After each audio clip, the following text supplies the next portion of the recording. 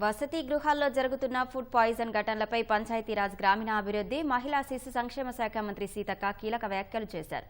ఈ ఘటనలో కుట్రలు జరుగుతున్నాయనే అనుమానాలు ఉన్నాయని సీతక్క అన్నారు. రాజకీయ నాయకుల వెనుక ఉండి కుట్రలు చేస్తున్నారనే అనుమానాలు వస్తున్నాయని మంత్రి పేర్కొన్నారు. ఆధారాలతో బయటపెట్టి చర్యలు తీసుకుంటామని స్పష్టం చేశారు.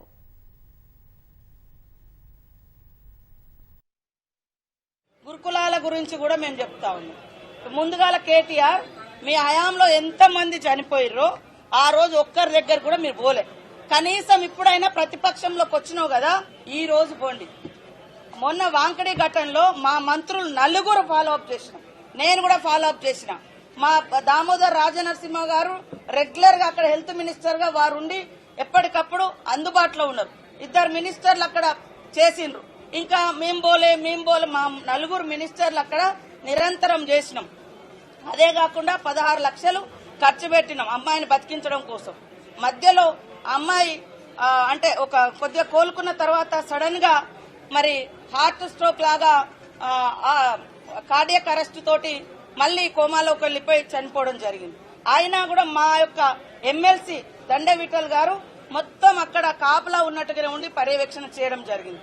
మరి హైదరాబాద్ నిమ్స్ కంటే ఇంకా అత్యున్నతమైనదైతే నిమ్స్ మన అందరికీ అత్యున్నతమైన హాస్పిటల్. దాంట్లో మేము ట్రీట్మెంట్ ఇచ్చే ప్రయత్నం చేసినాం. 25 రోజులు ప్రయత్నం చేసినాం. అంతిమంగా సరే కొన్ని ఇబ్బందులతోటి ఆమె చనిపోయింది. అయినా కూడా మేము అన్ని రకాలుగా ఆ కుటుంబానికి భరోసానిచ్చినాం, ఆదుకుంటున్నాం. కానీ మీ హయాంలో ఒక్క పిల్లగాడు చచ్చిపోయినా, ఒక్క అమ్మాయి చచ్చిపోయినా, ఒక్క రోజున మీరు ఒక్క మంత్రి అయినా పోయిందా? ఇవాళ ముసలి కన్నీళ్లు గారుస్తున్నారు. ఇవాళ ఈ హాస్టళ్లలో జరిగే వాటి వెనుక కుట్రలు కూడా మేము తొందరలోనే బయట పెడతాం. ఖచ్చితంగా కొంతమంది హాస్టళ్లలో ఉండేటువంటి వాళ్లతో కూడా కొన్ని లింక్స్ పెట్టుకొని అవన్నీ ఏమేమి జరుగుతున్నాయో అవన్నీ కూడా బయటికి తీస్తాం. ఆ అధికారులు ఎవరైనా అట్లాంటి వాటి కుట్రలకు తెరలేపితే వాళ్ళ మీద క్రిమినల్ కేసులు పెడతాం.